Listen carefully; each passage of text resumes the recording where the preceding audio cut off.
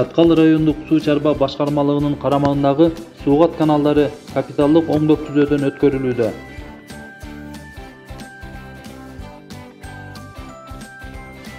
Учурда узундугу 11 чакырымды түзгөн Афлатун каналы капиталдык оңдоп түзөөдөн өткөрүлүп жаткан кези.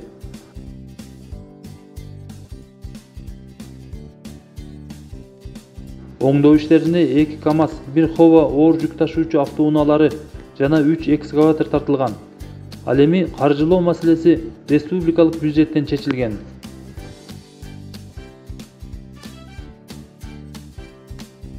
Белгилей кетсек, Афлатун каналы 1978 жылы курулуп пайдаланууга берилген. Союз таркаган мезгилден бери кароосуз калып иштебей турган. Канал оңдолуп бүткөн соң 650 гектар жер аянтына Суугат суусу жеткирилмекчи. Чаткал райондук суу чарба башкармалыгында 47 баланста 47 километр аралыкта каналыбыз бар. Анын 33 километр бүгүнкү күндө иштейт. 11 километр Афлатун канал президенттин ирригацияны колдоо демилгеси менен быйыл ишке кирип атат. Бүгүнкү күндө 7,5 чакырым механикалык тазалоодон өтүп, 500 метр уже бетондоо иштери бүтөйүн деп турат.